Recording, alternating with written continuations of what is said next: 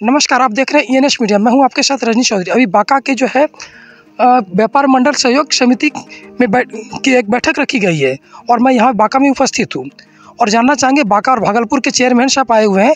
इस बैठक में क्या मेन मुद्दा है, DM साहब के साथ में बैठक रखी गई थी, क्या मेन मुद्दा था, उनसे मैं जानना चाहूँगा। श्रीमान, सबसे पहले अपना परिचय दें।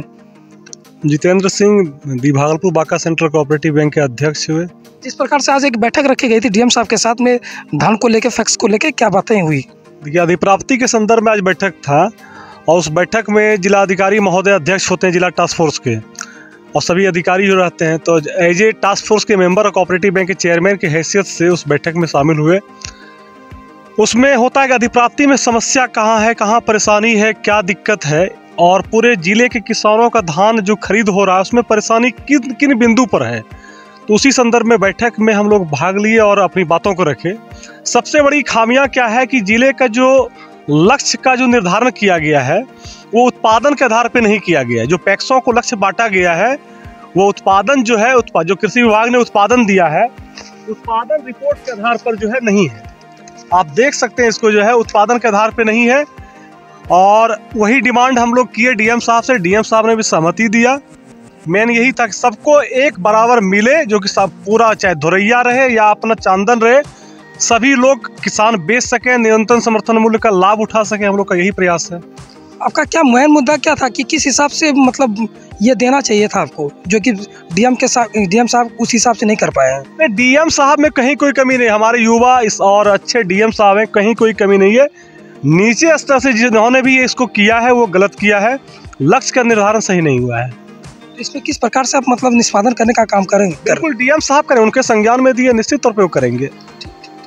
और भी धन्यवाद। और भी जानना चाहेंगे यहाँ के अनिल बाबू से भी जानना चाहेंगे, बांका के जो अध्यक्ष हैं और डाड़ा पंचायत के भी अध्यक्ष हैं। मैं जानना चाहूँगा, सबसे पहले अपना परिचय दें श्रीमान। नाम अनिल कुमार सिंह हुआ।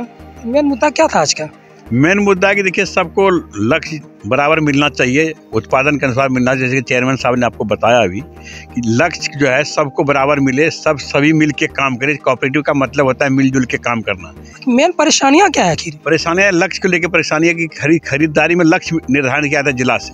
तो लक्ष्य निर्धारण किया जाता है, लक्ष्य के अनुरूप धान हम लोग खरीदते हैं। किसी को 2000 कुंटल का मिला है, किसी को 5000 का मिला है, किसी को 25000 का मिल गया है। जैसे हम व्यापार मंडल के अध्यक्ष हैं, यहाँ पर हमको 5000 कुंटल का लक्ष्य मिला है मात्र, और बगल के बाजू में हमारे बेलहर हैं, वहाँ पर 40000 45,000 कुंटल का मिल गया है। रजौन को 50,000 40,000 मिल गया है। 12-8 को 10,000 मिल गया है। शंभूगंज को मिल गया, हमको छोड़ दिया गया है।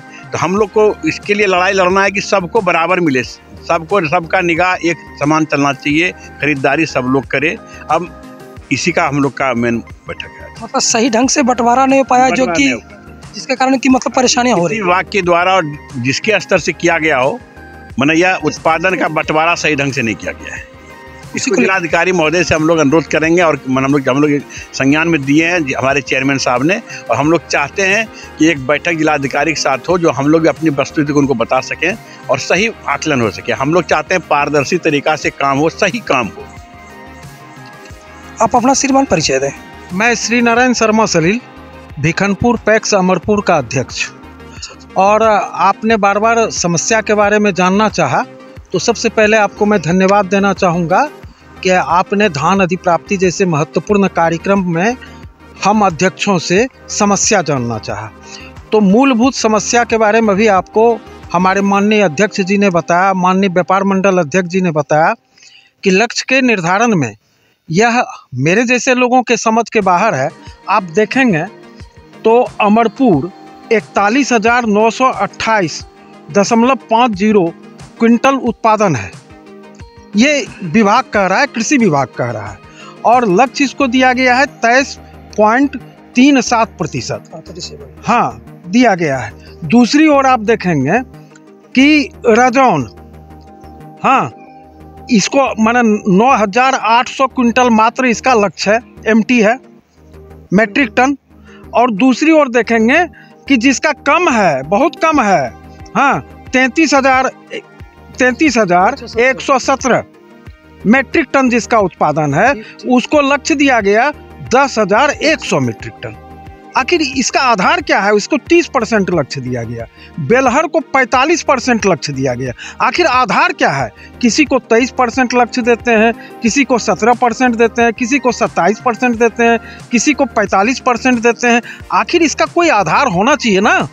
कहीं ना कहीं मतभेद लगता है किया गया है। क्या किया गया है? अब मनोनुकूल किया गया है या फिर आधार क्या है, ये हम लोगों के समझ में नहीं आ रहा है बात। क्या लगता है कि आप लोग डीएम साहब के साथ एक बैठक करना चाहेंगे? बिल्कुल बैठक करना चाहेंगे। और जैसा कि अभी हमारे माननीय अध्यक्ष के द्वारा बताया गया, बराबर नहीं, मैं बराबर नहीं कह रहा हूँ, मैं कह रहा हूँ उत्पादन के आधार पर लक्ष्य निर्धारण होना चाहिए। एक दूसरी बात कि हम धान अधिप्राप्ति जो करते हैं, हमको सीसी की राशि ब्याज से पर दी जाती है, कर्ज के रूप में दी जाती है पैक्स को।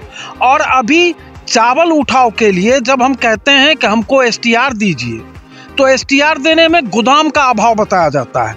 तो जितने दिन हमारे उठाव में विलंब होगा उतना हमारा कर्ज का ब्याज बढ़ेगा और पैक्स मरेगा। तो आखिर नीति क्या है? गोदाम बढ़ाया जाए, स्कूल कॉलेज, मैं कहता हूं कि कॉलेज में क्यों नहीं गोदाम बना लेते हैं? कॉलेज के हॉल में, स्कूल के हॉल में बनाइए, अपना सेफ्टी रखिए वहाँ। और पैक्स को निरंतर एसटीआर जारी करके निरंतर चावल उठाव होना चाहिए, ये मेरा कथन है।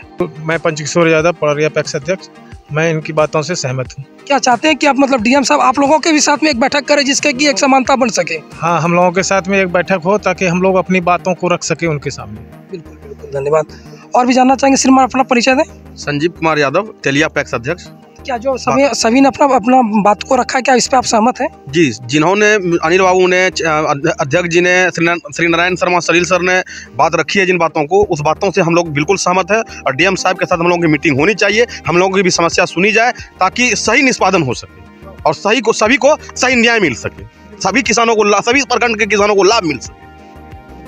और भी जानना चाहेंगे छत्रपाल पंचायत के अध्यक्ष से आपसे, क्या आपका अपना परिचय दें। श्रीमान क्या नाम है आपका? मैं विकास कुमार, छत्रपाल पैक्स अध्यक्ष। क्या आपका क्या कहना है इस मीटिंग माध्यम से? जो अध्यक्ष जी ने बोले, अनिल बाबू ने बोले और जो भी बोले अध्यक्ष सब, उसमें हम सहमत हैं।